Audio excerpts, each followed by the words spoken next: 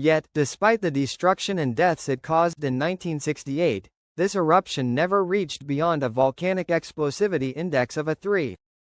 For reference, Arenal has been the fifth most consistently explosive volcano in the world during the Holocene, with the vast majority of its Holocene eruptions rating on the volcanic explosivity index as a 4, marking activity an order of magnitude more severe than what was witnessed in 1968. It is for this reason that special attention is given to this complex due to its highly explosive eruptions, although it hasn't shown any signs of life since it stopped erupting in 2010. For reference, the Arenal volcano can be found in the north-central portion of Costa Rica, geologic setting where it is 6 kilometers west of the town of La Fortuna. The Arenal volcano exists in the southern portion of the Central American volcanic arc, with the southerly portion existing due to the offshore subduction to the southwest of the Cocos Plate underneath the Panama microplate. Partial melting then occurs on the subducted crust, rising upwards into the overlying crust to form a chain of volcanoes. The age of the Arenal volcano seems like a simple thing to explain, but the truth is it depends on what you consider to be part of the Arenal volcano. As 2,700 meters south-southeast of Arenal's summit is another notable volcanic geologic history cone known as Cerro Chato. Cerro Chato was intermittently active between 38,000 and 3,800 years ago, producing numerous explosive eruptions that emplaced overlapping layers of basaltic andesite and andesite lava and ash.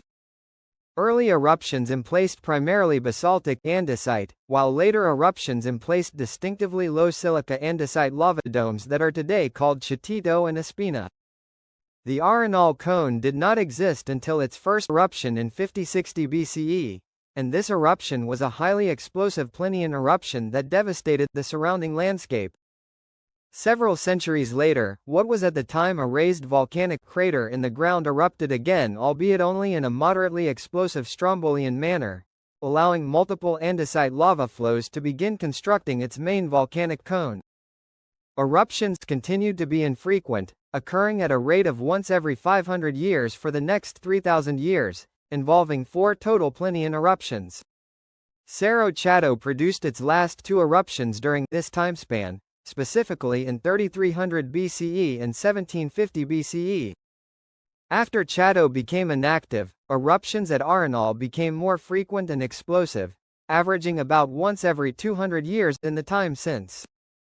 14 Plinian eruptions have occurred since, rapidly building the volcano to its modern height, with these larger eruptions generally occurring in clusters of at least 3 eruption patterns across 200 to 400 year-long timespans, only to be followed by 270 to 870 years of no activity or only less explosive activity occurring. With the last cluster of 3 Plinian eruptions occurring between 1020 and 1400, we are currently in another such less explosive period. Overall, Arenal's edifice currently has a volume of around 7.9 cubic kilometers, being composed of 60% ash, tephra, and pyroclastic flow and surge deposits, and 40% lava rock. I do want to note that rarely eruptions at Arenal can be completely effusive, such as one during the mid-18th century that produced a series of basaltic andesite lava flows. While the current topography future hazards of Arenal will largely send its main hazards during eruptions to its west, this does not mean that other sectors including to the east are not at risk. Future eruptions can hypothetically inundate all surrounding sectors in lava flows and pyroclastic flow and surge deposits, and major explosions can send large bombs of lava and volcanic blocks